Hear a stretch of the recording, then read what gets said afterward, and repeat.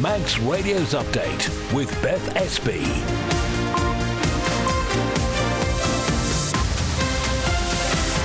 First, my good evening. Welcome to Update, your daily roundup of what's been happening on the Isle of Man today. Coming up in the next half hour, the DOI defends its decision to close the sea terminal when a sailing was cancelled earlier this week. King William's College responds to news that VAT exemptions on private school fees will be removed from the start of next year. And what is all this about a sinkhole at the Chasms in Port St Mary? We'll also, in the next half hour, let you know about any traffic or travel issues there are if you're heading home or further afield. And as ever, if you've got anything you'd like to let us know about, 166 177 is the text number, or you can email studio@manxradio.com. First, Siobhan has a roundup of the day's main headlines for us. The Department of Infrastructure has been defending its decision to close the sea terminal on Monday night when a sailing to Liverpool was cancelled because of bad weather.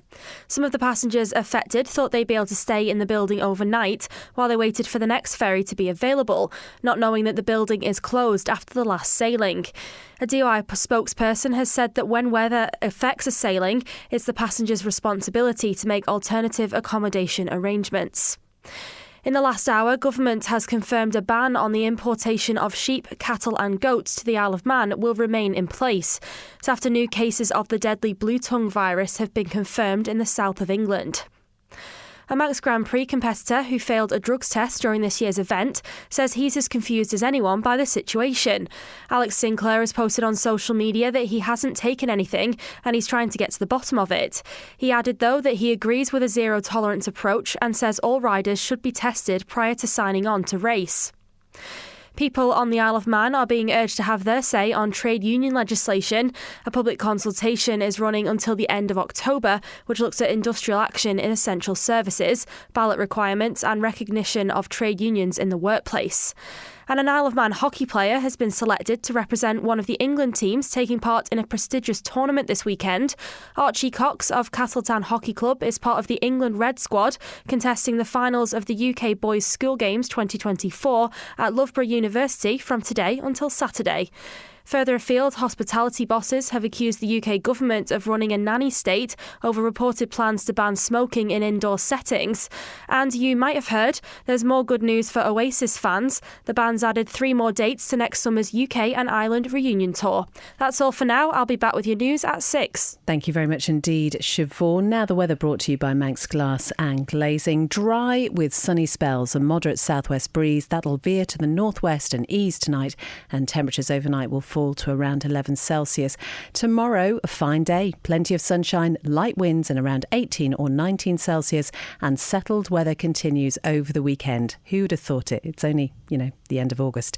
Sunset this evening will be at 8:15, sunrise tomorrow morning 6:23. Manx Glass and Glazing can supply and install single, double and triple glazing. Call 674 573 or visit the showroom on the Snugborough Trading Estate. Simply income protection from Kestrel Insurance. A choice of benefits, simple underwriting and peace of mind with a regular income for up to 2 years if you're unable to work due to illness or injury. Kestrel Insurance is registered with the Isle of Man Financial Services Authority. Carpetland, the carpet specialist with the island's best value carpets in stock, often fitted within a week. Furnitureland, for 3-piece suites, dining and living room furniture, and a selection of amazing beds. Carpetland and Furnitureland, West Street, Ramsey. Manx Mobility and Onken have it all. Daily living aids, wide-fitting shoes, rise recliners, beds and scooters, including lightweight and airline-approved models. Call in and see how our expert team can make your life easier. Manx Mobility at the top of Summer Hill. At Bond Fabrics, we're not just a fabric shop. As well as curtains and upholstery and dress and costume fabrics, we've knitting and crocheting wools, made-to-measure curtain and blind service, plus poles and tracks. Visit Strand Street, Douglas, call 611856 or see bondfabrics.im. The Manannan had been due to sail to Liverpool just before midnight, but Well, that was novel, wasn't it? We'll hear about that in just a moment. But first of all, the Isle of Man is set to remove VAT exemptions on private school fees from the 1st of January next year. And that is in line with recent changes that we've been hearing about announced by the UK's Labour government. So what this means is independent schools like King William's College and the Buchan will no longer be exempt from charging VAT. Well, to look into this in more detail, we're joined by Christian Jones now. So, Christian, first of all, just give us an overview of why this is happening, first of all. So the way the Isle of Man currently operates is that it has an agreement with the UK, and as a result of that arrangement, the island must maintain consistency with Westminster on customs and excise duties, as well as related rules and procedures. Now, what that means is if the UK decided to make changes to VAT percentages, for example, they would automatically be applied here. So Sir Keir Starmer abolishing exemptions on public, or otherwise known as private schools, means that we are also forced to adopt those same rules regardless of whether the Manx government thinks that's a good idea or not. It is no secret that Labour had been advocating for this change for some time, and in many ways it shouldn't come as a surprise that now Keir Starmer has the keys to number 10. This is something that he's chosen to action. So the Isle of Man, then, it only has one independent school. That's King William's College, and naturally that's split into the nursery too, the Buchan. The UK, though, has a lot more private schools, which this really targets. So is there anything that they're doing there in response to those changes? Yeah, so let's just give you some stats. In the UK, there's around 620,000 children enrolled at a private school. On the Isle of Man, KWC only educates around 500. Now, some common misconceptions are that all children who go to a public school are the offspring of the financially elite. There are a range of different fees for the various schools. For example, some around the 16,000 mark, all the way to Eton, which is just over the 50,000 mark. KWC sits around the 20,000-ish mark. Some of the UK independent schools have already spoken about absorbing the VAT increase from their own reserves for a while to ensure that the cost doesn't become prohibitive for children who are already enrolled, but it looks like others might be forced to fork out the extra.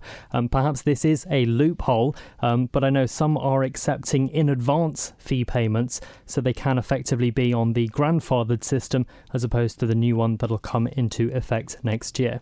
Well, we know that Treasury has been in conversation with King William's about the potential impact of this change. So let's just bring you what the Minister, Alex Allinson, has to say. He's been talking to them and having those discussions. In terms of charging VAT, it also means you can reclaim VAT, and there is a retrospective claim. So what Treasury and the Department for Enterprise have been doing with the trustees of King William's College is sitting down, looking at some of their business plans for the future, looking at the effect of VAT on their tuition fees, but also perhaps some of the VAT that they can reclaim for previous years or other capital projects that they're planning in the future, and balance that transition that they will need to make going forward so that they don't jeopardise their long-term future and don't necessarily significantly impact either the students and their families that they have at the moment or future students and families, because I think the King William's College has a long history on the Isle of Man, and the choice of being able to decide to use private education is quite important for some people on our island. That is the Treasury Minister, Alex Allinson there. So, Christian, just finally, King William's itself has released a statement. What are they telling us? Well, exactly like I said earlier, we now know that there will be no changes to the school fees already announced for the 24 to 25 academic year. King William's College will absorb VAT for the spring and summer terms, and that is to, as the school says, provide families with financial stability as they plan for the year ahead. We are expecting further details regarding fee structures for September 2025, though, and those are likely to be announced in Easter. Thank you very much indeed, Christian. A complicated story there, but you can find out much more at manxradio.com. 9 minutes past 5. Let's turn our attention to business now. And a Manx vegetable producer has told us it's agreed a deal with a supermarket to help sell its surplus of stock. Now, you might remember at the Royal Manx Agricultural Show last month, the Manx National Farmers Union handed out free potatoes in the hopes of embarrassing supermarkets to offer more local produce. Allinson's, which grew the potatoes, not Dr. Allinson, don't get confused. Allinson says Tesco has now stepped in to sell more of its vegetables. Owen Stewart says it's really helping with the extra quantities they have. At the Royal Show, the Manx National Farmers Union were using my potatoes as a sort of giveaway to highlight public attention to the need to buy local products. If we don't buy local products, then those of us who rely on that industry will ultimately go out of business. It's a very challenging industry to be in. We've had big changes because obviously ShopRite have ceased trading, Tesco have taken over, and there is ultimately changes that go on within that. And we've been adapting to meet them changes, as Tesco have as well. We're talking with them daily on different matters. I've always supplied Tesco since they first came to the Isle of Man. I think it sort of highlighted the problem that we've got. Tesco have taken that on board, and sales this last couple of weeks have been fantastic. So we've not got to the end of the 40 tonnes by any means, but sales really have been fantastic this last couple of weeks. And you'll appreciate, when you're dealing with a firm the size of Tesco, you're so small in the big picture of things.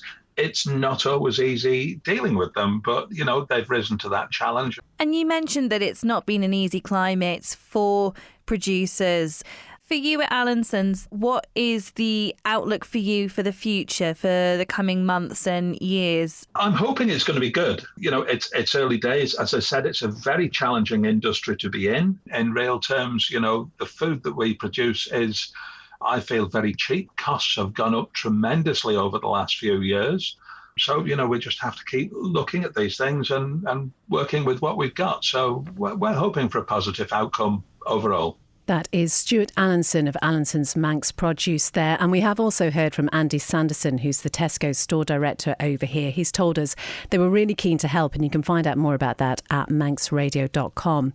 Also in business news, Business Isle of Man is looking for feedback from Isle of Man companies who are operating a business-to-consumer model that involves selling through digital platforms or on their own websites.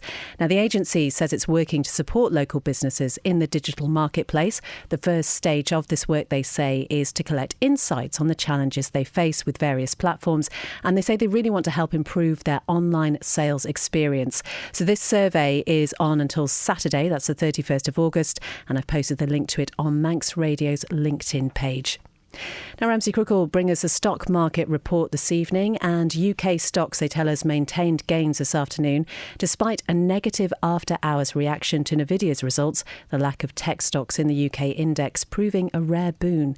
US stocks moved higher and looked past those earnings releases to absorb a second estimate of US GDP data showing the US economy is holding firm despite elevated Federal Reserve rates. Revised figures during the April-June period showed gross domestic product rising at 3% annualised rate. That was up from the previous estimate of 2.8%.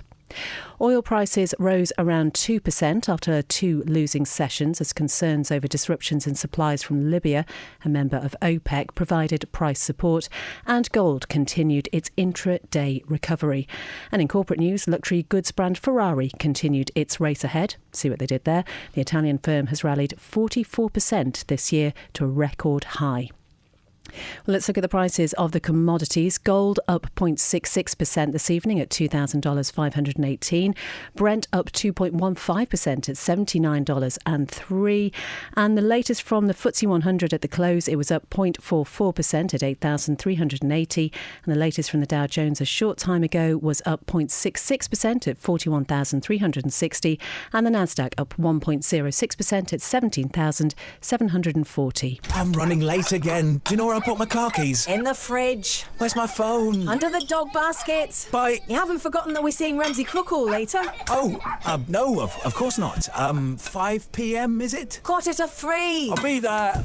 Life is busy. That's why Ramsey Crookall's team takes time to help you make a mindful investment decision, considering all the options, giving you full control of your financial future. Less stress, more assurance. Forgot to put my shoes on. Oh. See how we can make your money work for you. Call 717171 or visit ramseycrookall.com. Licensed and regulated by the Isle of Man Financial Services Authority. Manx Radio Travel, driven by Quayside Tyres and Service Centre. So nothing as far as we're aware to report on the roads this evening, so all should be good on your way home. Airport's okay as well, but just another delay with the steam packet this evening. Because of operational reasons, the Manxman left Heysham at 3:15, so it's not getting in here until 7:05. As a result, the evening sailing will not go until around 8:30. Passengers asked to check in no later than 7:45. If you'd like to see the full rundown of what's happening traffic and travel-wise with all the traffic lights and everything, just go to manxradio.com and click on our traffic and travel hub. Ask how you can spread the cost interest-free at Quayside. It is exactly 5:15. Now, you might remember last week we brought you the news that 7 wartime mortars were disposed of in the south of the island. That was between the Chasms car park and the Sound near the coastal footpath on Spanish Head. Well, today, the Chasms are back in the headlines because a sinkhole has been discovered near them. Siobhan Fletcher is in the studio with me now. Siobhan, what do we know about this? Yeah, so basically, people visiting the area are being encouraged to take extra care as the sinkhole is already over 2 metres deep, with Manx National Heritage warning it has the potential to become even larger. It's believed to have been caused by natural erosion, potentially as a result of high levels of rainfall or rockfalls beneath the ground surface, weakening soil and vegetation there. The main message is to be careful, as we're sure people usually are in that area. Dog walkers should keep their pets on a lead, and children walking in the area should be closely supervised at all times. Do we know exactly where this issue is located then? So this caused a brief bit of confusion earlier, with Manx National Heritage saying it was on the Radnor-Follen coastal footpath, but the Department of Infrastructure has since issued clarification. The DOI says the sinkhole is actually on Manx National Heritage land at the Chasms, a little way away from the path, on the other side of a Manx stone wall.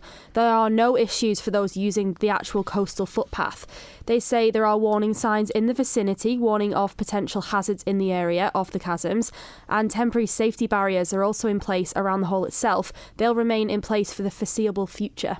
So, do we know what's going to happen next? Yes, so surface level studies will now be undertaken by engineers from Laxey Mines Research Group prior to further investigations and essential works there. OK, Siobhan, thank you very much for that. You also mentioned in the headlines about blue tongue. What can you tell us about this? Government's confirmed a ban on the importation of sheep, cattle and goats to the Isle of Man. But what else do we know? Yeah, Beth, it's as new cases of the deadly blue tongue virus have been confirmed in the south of England. The UK government says 4 farm animals have tested positive in Norfolk since Tuesday.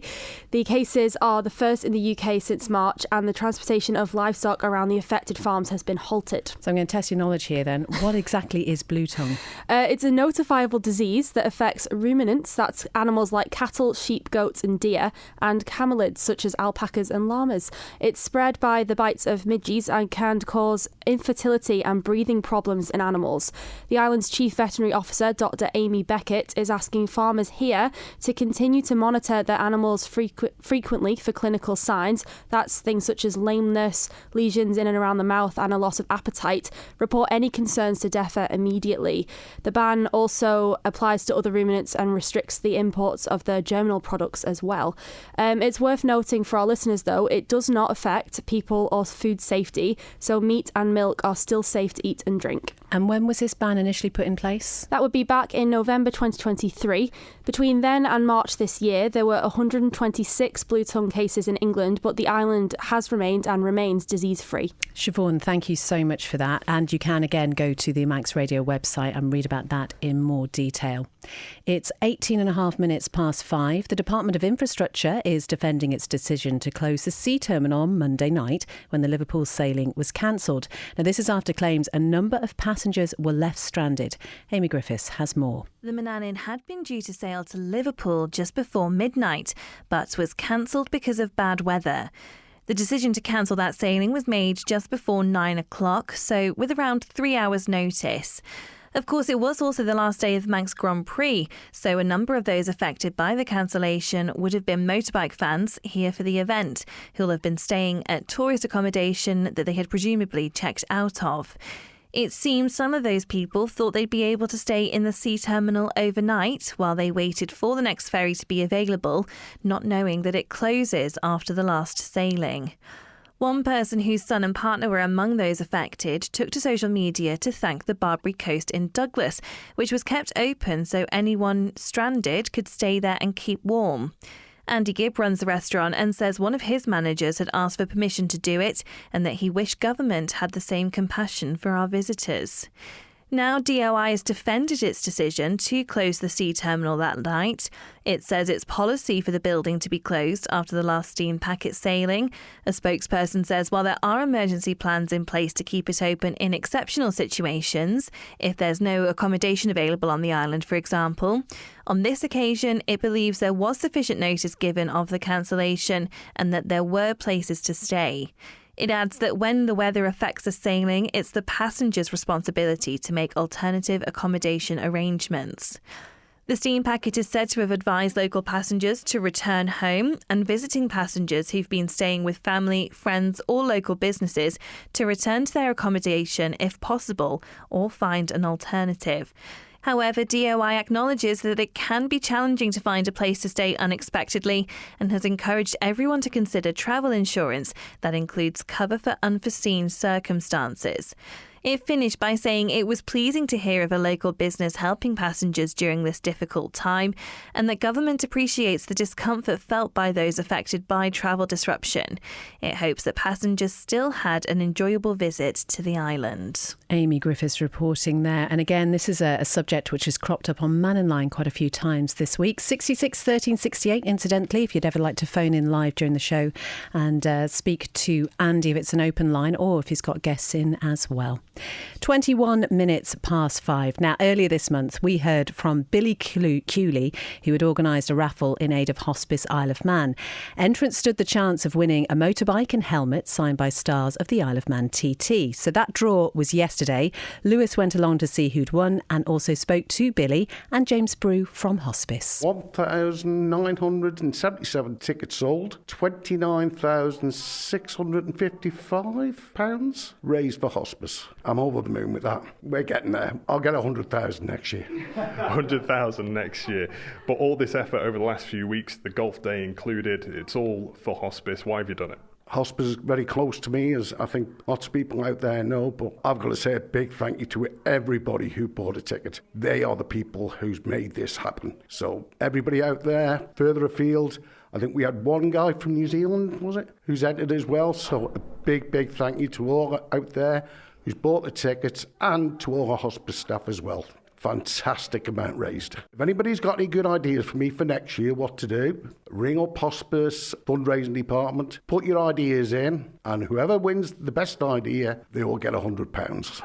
So my name is James Brew and I'm the digital and brand manager here at Hospice. It means an awful lot because these fundraising initiatives, they're quite a fun way of actually supporting the work that Hospice does. I do think they are a good thing for people to get behind, and we do a lot of these prize draws regularly, and the amount that this one has raised is really quite stellar as well. To raise that amount of money is quite incredible. What do you make of Billy's efforts? Obviously not just this year, last year as well. Where do I start with that? He's such a fantastic supporter of the charity. Year in, year out, he gives it his all, and it's not just a flash in the pan. When he puts his mind to supporting these initiatives, he does it day in, day out, every week, every month. This prize draw has been running now for, over 3 months, and he's never wavered at all. So yeah, I really can't sing his praises more highly. That is James Brew from Hospice Isle of Man and also Billy Cooley. What a lovely, lovely story. And again, you can go and see the photographs on the Manx radio website. Something else that's rather lovely is the fact that every year on the Isle of Man there's a competition to find the new Manx bard. So this custom is now in its 10th year. The first was awarded posthumously to T.E. Brown in 2014. Jordan Kenyuk has just taken on this role and she told Phil Gorn where she was when she found out the news. I was actually stood in a tent at Creamfields Festival. Very odd experience, but I was so overwhelmed with pride and gratitude at being chosen by the committee. So yeah, I feel very privileged and very proud. proud. Poetry is something I've enjoyed since I was a child. I would say words are a hobby of mine, whether it's, doing crosswords or books, writing reports for work. Anything to do with words I've always enjoyed, and that's a passion that's been instilled in me from a really young age by my grandparents. It was further ignited by a fantastic teacher I had in high school, Nicola Kennedy, so I owe a lot of it to her as well. But yeah, I think poetry is just such a great medium for human connection and conveying thoughts and feelings that we might otherwise, struggle to tell people face to face. But it's so great to write things down on paper and be able to share them with one another, and I just think it's a really valuable tool to have. And one of the things that you are expected to do as the Manx Bard is submit a proposal for the year ahead. What sort of things can we expect from the 10th Manx Bard over the next 12 months? I've put together a little campaign idea in my head. I'm hoping to bring poetry more into the public eye of the Manx population. I just think it's something we don't really have a big focus on, Manx literature, and I really think we should, because there's some great reading and writing to be seen. I think it's just slept on, but I really think we should be pushing it into the limelight. So I think the campaign name might just have to be Poetry to the Public. But yeah, that's something that I'm going to keep under wraps for now. But yeah, I'm hoping that in some of the social spots around the Isle of Man and some of the known gathering places, you might just see some poetry floating about, hopefully in the near future. How lovely. The new Manx Bard, Jordan Kenyick there. And somebody else who's good at poetry, probably not actually, Rob Pritchard. That's very presumptuous of you, Beth. Anyway, sport. Yes, indeed. So we'll start off with athletics. And it's now been confirmed an Isle of Man track relay record has been broken for the second time in the space of just over 2 months. The men's under 24 by 400 metre squad of Regan Corrin, Ryan Corrin, Matt Davies and Sam Perry recorded time of 3 minutes 27.3 seconds at the final North of England Track and Field League fixture of the season in Liverpool on Saturday the 17th of August. That's 3.9 seconds quicker than the previous benchmark set before that at the second round of the competition in Lee in June this year. 3 of the 4 current team members of Regan and Ryan Corrin, as well as Perry, were in the squad which set the last record there of 3 minutes 31.4 seconds, along with Ben Sinclair. Elsewhere, an Isle of Man hockey player has been selected to represent one of the England teams taking part in a prestigious tournament over the next 3 days. Archie Cox of Castletown Hockey Club is part of the England Red squad, contesting the finals of the UK Boys School Games 2024 at Loughborough University from today until Saturday. Well, England Red's first match took place this afternoon with Cox scoring on his debut. However, it wasn't enough as they fell to a 3-1 defeat against Ulster Red. And finally, in motorsport, TT competitor Forrest Dunn has announced he's retiring from racing. In an update to followers on social media, the Falmouth rider says there's many different reasons for the decision, which have all come to a head and been somewhat overbearing. He's thanking friends, sponsors and supporters for their faith over the years. Oh, that's a shame, isn't it? He did have a really tough TT, I think, so not particularly surprising. A lot of mechanical maybe, issues, I remember. Yeah, it's a shame. And I bet you are good at poetry. You're good at everything, Rob.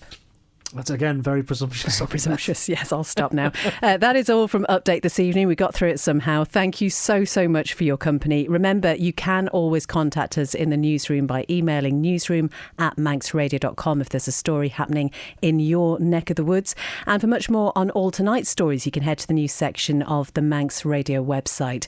Coming up next, it's the fabulous archive room with Judith Lay, a fascinating dip into interviews and clips from yesteryear. Chris Kinley will then be here live from 6 with Greatest Hits. Maurice Powell brings you a little light music from 9, and then Rianne rounds off your Thursday with After Hours live from 10. Whatever you're up to this evening. You're right, Rob. Have a good one, and I'll be back tomorrow, maybe, if I'm not fired.